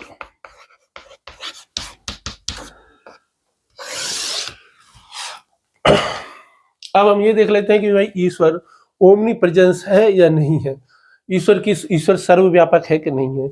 जैसे ही हम ईश्वर को सर्वव्यापक मानते हैं, एक सेकंड देना, ईश्वर को सर्वव्यापक मानने का मतलब यह है कि ईश्वर इस जगत के कण कण में विद्यमान है। ईश्वर को सर्वव्यापक मानने का मतलब यह है कि ईश्वर इस जगत के कण कण में विद्यमान है। इस ब्रह्मांड के प्रत्येक कण में, प्रत्येक क्षण में विद्यमान है। ना केवल कण में विद्यमान है, बल्कि प्रत्येक क्षण में भी विद्यमान है। और बेसिकली ये धारणा जो बनाई गई ना, वो दो अतियों से बनाने की, दो अति हैं, उनसे बचने के लिए बनाई गई। एक है डाइज्म, डाइज्म को कहते हैं तटस्थेश्वरवाद। तटस्थेश्वरवाद, तटस्थेश्वरवाद का मतलब यह है कि ईश्वर ने जगत बनाया और ईश्वर दूर चला गया। अब ईश्वर को जगत से कोई लेना देना नहीं है, जगत अपने आप चल रहा है, ईश्वर का कोई रोल नहीं है। इसको कहते हैं डाइज्म।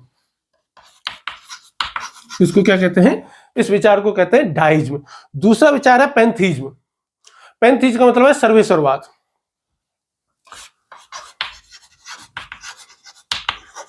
पैंथीज्म मतलब सर्वेश्वरवाद। और सर्वेश्वरवाद का मतलब ईश्वर सबसे ऊपर है, ईश्वर ने ये जगत बनाया और ईश्वर जगत के कण कण में विद्वान है। जो बरूच स्पिनोजा है, स्पिनोजा को हम लेकर के आएंगे, है ना, बरूच स्पिनोजा। स्पिनोजा जो है, स्पिनोजा क्या कहते हैं कि भाई ईश्वर इक्वल टू प्रकृति।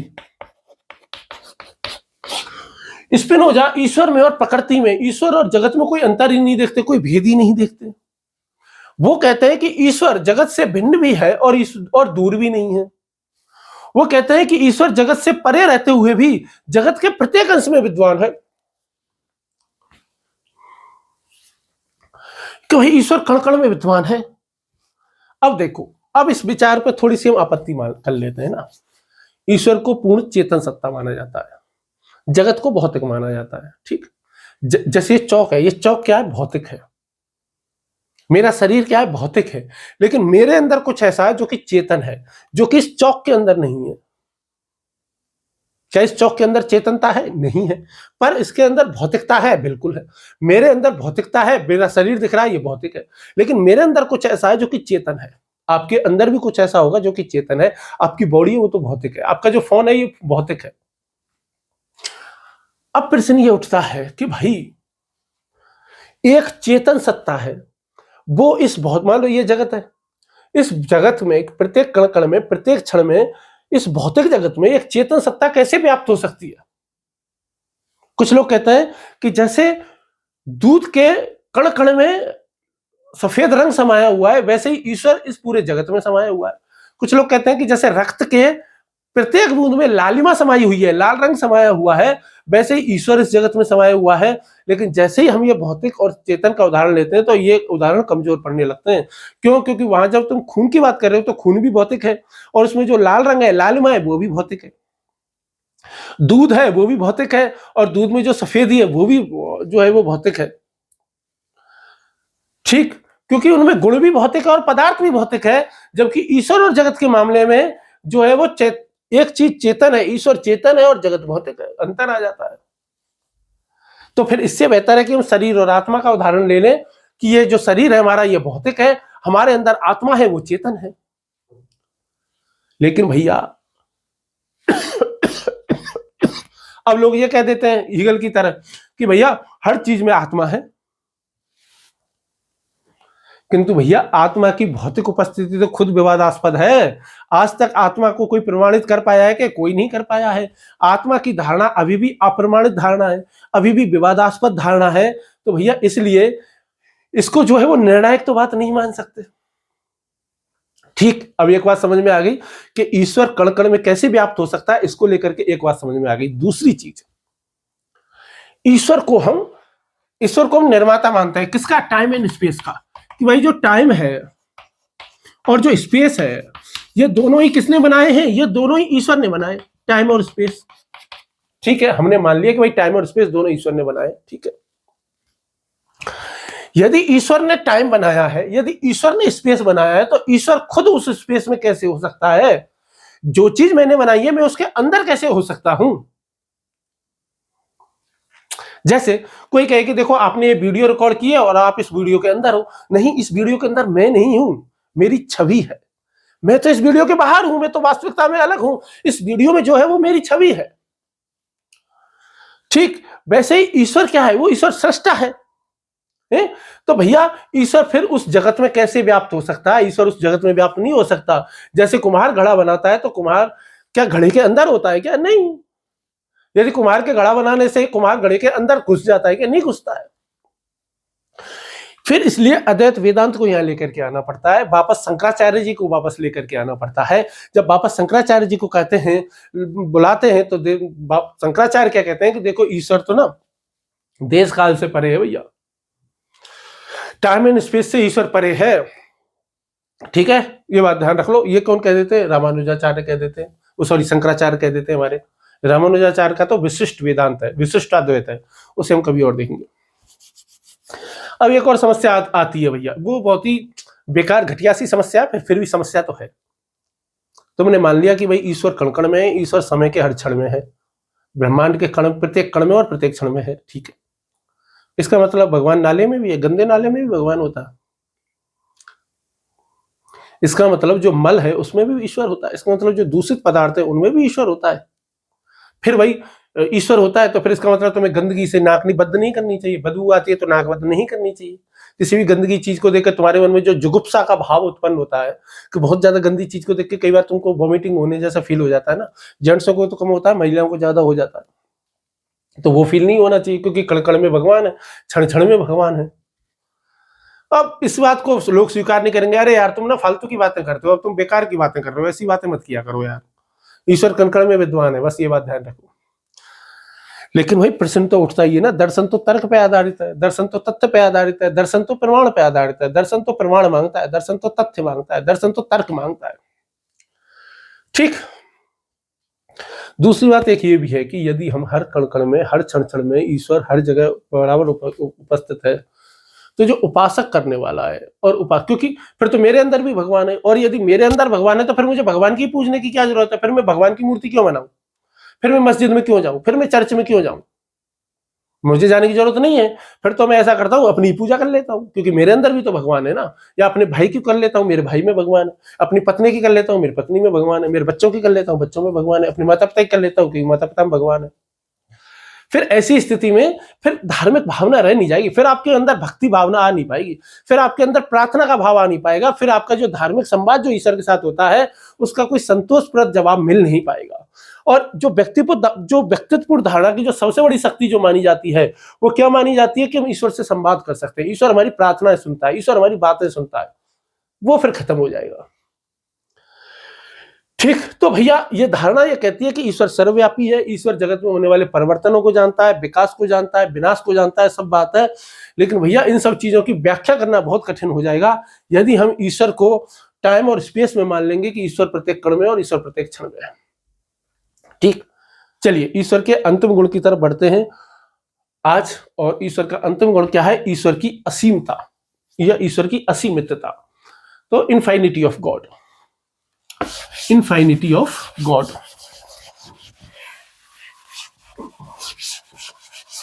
ईश्वर की असीमितता, ईश्वर की असीमता कह लो या असीमितता कह लो, असीमता लिख देते हैं ना, ईश्वर की असीमता, क्योंकि ईश्वर की कोई सीमा ही नहीं है। हम क्या कह रहे हैं? ईश्वर की कोई सीमा ही नहीं है, इनफाइनाइट है, इनफाइनिटी ऑफ गॉड, इनफाइनिटी ऑफ गॉड। ठीक। इस पे विचार कर लेते हैं कि क्या ईश्वर असीमित है कि नहीं है। लोग कहते हैं कि व्यक्तित्वपूर्ण धारणा, ईश्वर की व्यक्तित्वपूर्ण धारणा को मानने वाले लोग कहते हैं कि ईश्वर किसी भी प्रकार की सीमा, देश, काल, शक्ति, स्वरूप किसी भी चीज से बना हुआ नहीं है। ठीक है। दूसरी बात वो कहते हैं कि ईश्वर कैसा है? ईश्वर पूर्ण है। ईश्वर कैसा है? पूर्ण है, परफेक्शन। तभी प्रोफेसर गैलोवे आ जाते हैं, और प्रोफेसर गैलोवे आते हैं तो क्या तर्क देते हैं? प्रोफेसर गैलोवे आते हैं और वो कहते हैं कि ईश्वर किसी भी सीमा से युक्त नहीं है, ईश्वर किसी भी ऐसी सीमा से बंधा हुआ नहीं है जो उसकी अपनी इच्छा से उत्पन्न ना हुई हो, जो उसकी अपनी इच्छा से ना बनी हुई हो, ऐसी किसी सीमा से ईश्वर बंधा हुआ नहीं है। वो कहते हैं कि ईश्वर सभी दृष्टियों से पूर्ण है और ईश्वर अपरिमित है। ईश्वर कैसा है? अपरिमित है। ईश्वर पूर्ण है, ईश्वर अपरिमित है, यानी कि ईश्वर को मापा नहीं जा सकता। ईश्वर का ना आदि है ना अंत है। अब सबसे पहला प्रश्न जो उठता है ना इस पे, वो ये उठता है कि यदि ईश्वर पूर्ण है तो फिर उसने जगत क्यों बनाया? क्या प्रेम की अभिव्यक्ति करने के लिए? क्या अच्छाई की स्थापना करने के लिए? क्या प्रेम की स्थापना करने के लिए? क्या नैतिकता के लिए? किस लिए बनाया? या किसी भी मूल्यों की पूर्ति के लिए? यदि इनमें से किसी भी चीज के लिए ईश्वर ने इस जगत को बनाया है तो हमें यह मानना पड़ेगा कि ईश्वर पूर्ण नहीं है। तो हमें यह मानना पड़ेगा कि ईश्वर के पास जगत को बनाने का क्या है? जगत का प्रयोजन है। और जैसे कोई प्रयोजन जगत को बनाने का सिद्ध होता है तो इससे पता चलता है कि ईश्वर पूर्ण नहीं है। इससे क्या पता चलता है कि ईश्वर पूर्ण नहीं है? क्योंकि यदि वो पूर्ण होता तो उसे जगत बनाने की आवश्यकता ही क्या थी? फिर लोग कहते हैं कि देखो ईश्वर को कोई कमी नहीं है कि वो ये जगत बनाए, ईश्वर के लिए कोई कमी नहीं कि वो एक जगत बनाए। तो लोग पूछते हैं कि फिर वो ईश्वर जगत बनाता क्यों है? तब लोग कहते हैं कि ईश्वर ये जगत अपनी कमी से नहीं बनाता, बल्कि अतिपूर्णता से बनाता है, ओवरफ्लो ऑफ परफेक्शन की वजह से बनाता है। किसकी वजह से बनाता है? अतिपूर्णता की वजह से। ओवरफ्लो ऑफ परफेक्शन, उसका परफेक्शन ओवरफ्लो जब हो जाता है ना, तब वो जगत बन जाता है। जैसे कोई चित्रकार हो जाता है ना, जब बहुत ज्यादा भावनाओं में बह देता है तो चित्र बना देता है। जब वो कोई कवि होता है ना, जब कभी बहुत ज्यादा भावनाओं में बह देता है तो कविता उसके हृदय से उठती है। कविता कभी भी लिखी नहीं जाती, ये बात आप हमेशा ध्यान रखना, कविता हमेशा ही उठती है। कि वियोग वियोग ही होगा पहला कवि, आह से उपजा होगा गान। ठीक है, निकल कर आंखों से चुपचाप वही होगी कविता अनजान। कि वियोगी होगा पहला कवि, आह से उपजा होगा गान, और निकल कर आंखों से चुपचाप वही होगी कविता अनजान। तो वो कहते हैं कि जैसे कविता हृदय में फूटती है। कोई चित्रकार होता है ना, वो चित्रकार इसलिए नहीं बनाता कि उसको चित्र बनाने की कोई जरूरत है, नहीं, वो अपनी मर्जी से चित्र बनाता है। कोई बीड़ा बजाता है, कोई बांसुरी बजाता है, इसलिए बजाता है क्योंकि उसे कार्य में बहुत ज्यादा जॉय आता है, ओवरफ्लो परफेक्शन होता है। इसीलिए मनुष्य भी, वो भगवान भी इसी खुशी के मारे, इसी तरीके से, जैसे कवि कविता रचता है, जैसे एक चित्रकार चित्र बनाता है, जैसे एक बीणा वादक बीणा बजाता है, ठीक वैसे ही ईश्वर सृष्टि की रचना कर देता है। ये लोग कौन कह देते हैं? इसके समर्थक गैलोवे जैसे समर्थक इस बात को कहते हैं, ईश्वर की असीमितता को मानने वाले लोग। और यही विचार कहां मिलता है? थॉमस एक्विनास के विचारों में भी मिलता है कि वो कहते हैं कि ईश्वर के कर्म उसकी पूर्णता की स्वाभाविक परिणाम है, ना कि उसकी किसी आवश्यकता की पूर्ति नहीं कर रहे। लेकिन फिर भी देखो, ऐसा है कि हम मान लेते हैं, लेकिन फिर भी ये समस्या का पूरी तरीके से समाधान होता नहीं। तुम किसी रूपक के माध्यम से अपनी समस्या को समाधान करना चाह रहे हो। ईश्वर जैसी असीमित शक्ति की तुलना तुम्हें एक चित्रकार से देनी पड़ रही है, एक कवि से करनी पड़ रही है। इससे पता चलता है कि तुमने अभी ईश्वर को पूरी तरीके से जाना नहीं है। इसका मतलब यह है कि तुम्हारे तर्क में उतना वजन नहीं है जितना होना चाहिए था। ठीक, तो ये ईश्वर के जो 5 हमने जो तत्व मीमांसी गुण देखे, उन वो गुण भी देखे और साथ में उनकी आलोचनाएं भी देखी। ठीक, अब हम ईश्वर के नैतिक गुणों की तरफ बढ़ते हैं। अब हम ईश्वर के कैसे गुणों की तरफ बढ़ते हैं? नैतिक गुणों की तरफ बढ़ते हैं, और नैतिक गुणों को एक साथ ही पढ़ेंगे, अलग अलग करके नहीं पढ़ेंगे। ईश्वर के नैतिक गुण, ईश्वर के नैतिक गुण, moral attributes of God. English में क्या कहते हैं? Moral attributes of God. जल्दी से देख लेते हैं ईश्वर में कौन कौन से माने जाते हैं। गुडनेस, लव, जस्टिस, ठीक है, गुडनेस माना जाएगा, लव माना जाएगा, जस्टिस माना जाएगा, और कौन सा माना जाता है इसमें? मर्सी। ये 4 गुण जो है वो ईश्वर में माने जाते हैं। शुभत्व का आशय है कि ईश्वर शुभ संकल्पी है, पूर्णतः शुभ है। ठीक है, लेकिन शुभ को लेकर के हमने बता ही दिया कि यदि ईश्वर पूर्णतः शुभ है तो इस संसार में बुराई क्यों है, इस पर हम पहले से ही चर्चा कर चुके हैं। दूसरी बात है कि ईश्वर का जो लव है वो अभिलाषा युक्त प्रेम नहीं है, यानी कि इरोज नहीं है, किसी इच्छा से प्रेम नहीं है, बल्कि शर्त रहित है और त्यागपूर्ण प्रेम है, जिसको एगेप कहते हैं। बल्कि क्या है? एगेप है, यानी कि त्यागपूर्ण प्रेम है वो। तो जैसे स्वामी परंपराएं जितने भी अब्राहमिक रिलीजन है, ईश्वर को पापा कहते हैं। दयालुता का अर्थ क्या है? पिताजी कहते हैं, परमपिता परमेश्वर कहते हैं। दयालुता का क्या अर्थ है? कि ईश्वर मनुष्य के दुखों के प्रति सहानुभूति है, और न्यायप्रियता ये बताती है कि मनुष्य, ईश्वर जो है वो मनुष्यों को सभी जैसे कर्म करते हैं उसके हिसाब से फल देता है, नैतिक व्यवस्था को बनाए रखता है। अब यहां पे विवाद आता है। देखो, ईश्वर न्यायप्रिय है, अपराधी को दंड देता है, लेकिन यदि वही अपराधी प्रार्थना करे कि भाई तो बताओ ईश्वर को उस अपराधी को बचाना चाहिए कि नहीं बचाना चाहिए, यदि ईश्वर उस पर दया दिखाता है, क्योंकि ईश्वर के अंदर तो दयालुता का गुण भी है, ईश्वर के अंदर तो मर्सी भी है, दया दिखा करके दंड को टाल देता है, तो इसका मतलब उसके अंदर न्याय का गुण नहीं है। उसके अंदर किसका गुण नहीं है? न्याय का गुण नहीं है। और यदि उसके अंदर न्याय का गुण है और वो दया नहीं दिखाता है, तो इसका मतलब उसमें दया का गुण नहीं है। ऐसे ही यदि ईश्वर सर्वज्ञ वो पहले से जानता है कि किसी भी भक्त को भविष्य में कौन कौन से कष्ट झेलने पड़ेंगे, तो वो सर्वशक्तिमान होते हुए उसके मन में दया क्यों नहीं उभरती है, उसके मन में प्रेम क्यों नहीं उभरता है, उसके मन में गुणनाश क्यों नहीं उभरती है, और क्यों नहीं वो उसके सारे कष्टों को रोक देते हैं। यदि ईश्वर दयालु है और दया करते समय उसमें करुणा का उदय होता है, तो ये मानना पड़ेगा कि उसके अंदर कुछ ना कुछ परिवर्तन होता है। और जैसे ही हम ये मान लेंगे कि ईश्वर के अंदर कुछ ना कुछ परिवर्तन होता है, तो हमें ये मानना पड़ेगा कि ईश्वर के अंदर नित्यता का गुण नहीं है, क्योंकि यदि ईश्वर नित्य है तो उसमें कुछ भी परिवर्तन नहीं होना चाहिए। आलोचकों का ये कहना है कि भाई ईश्वर के नैतिक गुण जो होते हैं ना, ईश्वर के नैतिक गुणों को कहीं ना कहीं असंगत लगते हैं। क्यों असंगत लगते हैं?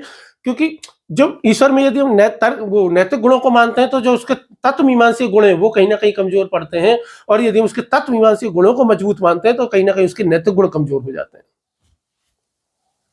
फिर लोग ये कहते हैं कि भाई देखो, ईश्वर का न्याय है ना वो यांत्रिक नहीं है, कोई मशीन की तरह नहीं है, बल्कि ईश्वर का जो न्याय है ना वो तो नैतिक बुद्धि से संचालित है। उसकी जो दया है ना वो न्याय को नष्ट नहीं करती, बल्कि न्याय के नैतिक उद्देश्य क्या है? नैतिक उद्देश्य है, न्याय का उद्देश्य है नैतिक सुधार करना, है ना, कल्याण को पूरा करना, वो है।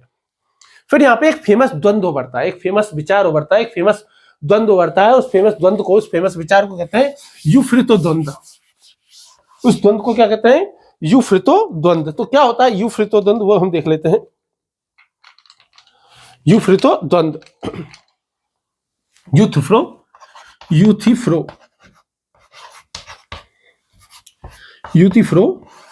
द्वंद्व क्या होता है? यूथिफ्रो डायलेमा। क्या कहते हैं इसको? यूथिफ्रो डायलेमा। क्या होता है यूथिफ्रो डायलेमा? आराम से समझना है ना। क्या कोई कर्म शुभ इसलिए है क्योंकि ईश्वर उसे चाहता है, या ईश्वर उसे चाहता है इसलिए वो शुभ है? यदि कोई कर्म, कोई कर्म शुभ, यदि कोई कर्म शुभ इसलिए होता है, ईश्वर के चाहने से होता है, तो यह मानना पड़ेगा कि ईश्वर अशुभ को भी शुभ बना सकता है।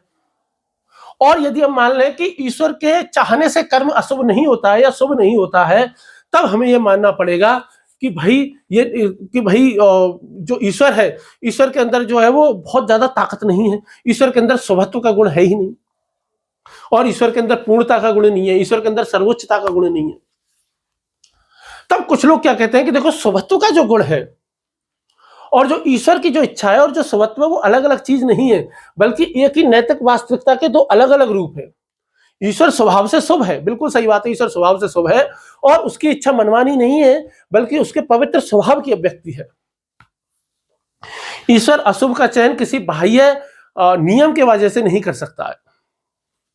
सच बात यह है कि देखो, इनको कितना भी कर लो, कितना भी खींच लो, सच बात यह है कि भाई जब भी हम ईश्वर की व्यक्तित्वपूर्ण धारणा लेंगे और ईश्वर के अंदर कुछ तत्वमीमांसीय गुण रखेंगे और कुछ नैतिक गुण रखेंगे, तो ये आपस में कहीं ना कहीं एक दूसरे के विरोधी होंगे ही।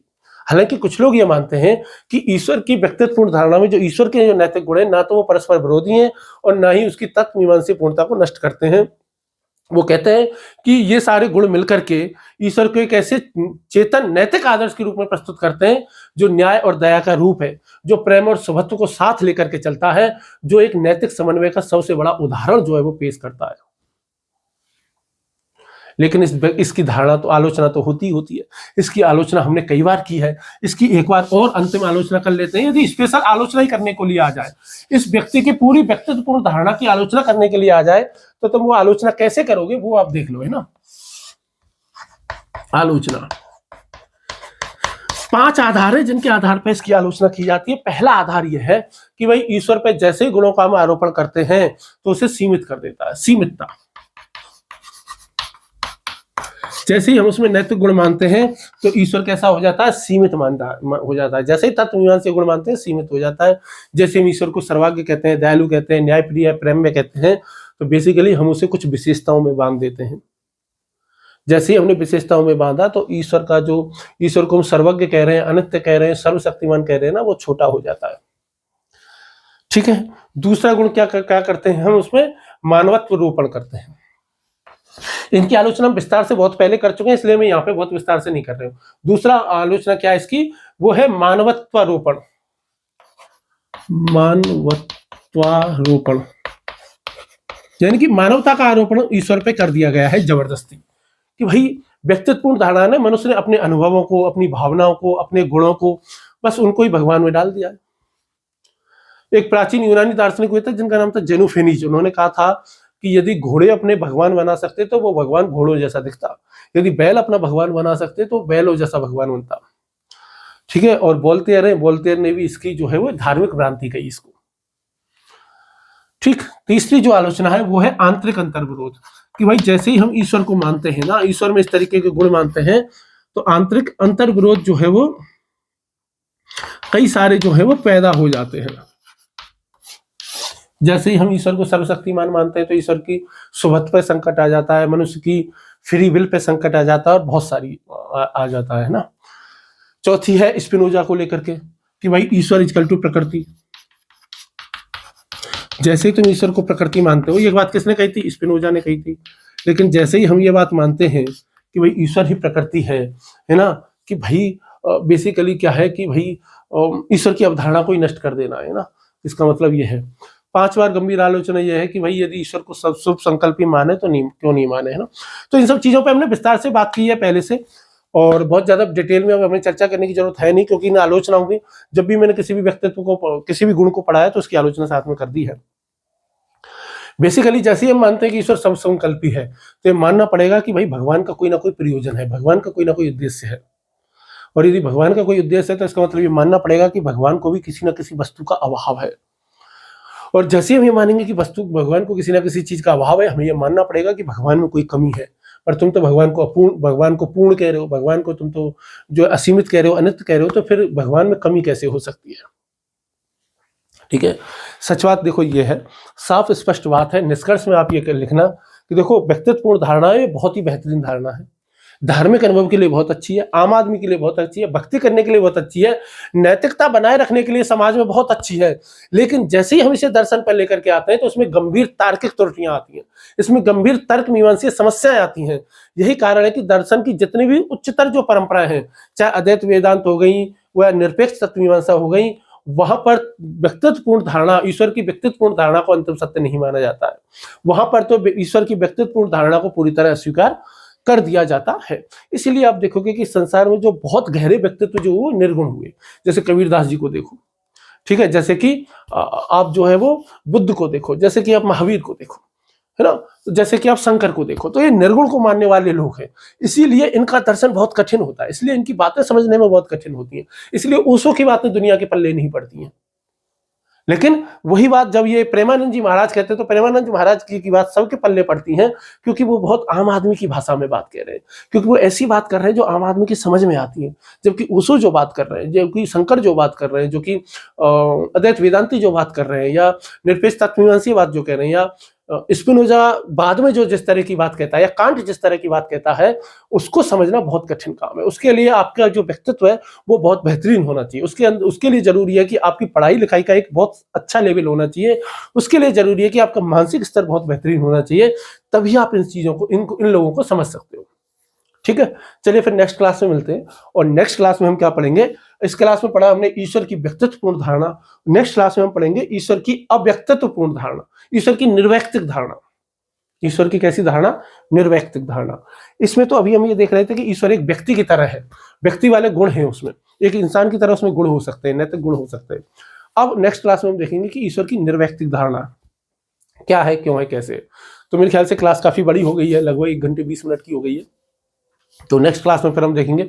चलिए फिर नेक्स्ट क्लास में मिलते हैं, तब तक के लिए धन्यवाद, नमस्कार, पढ़ते रहिए।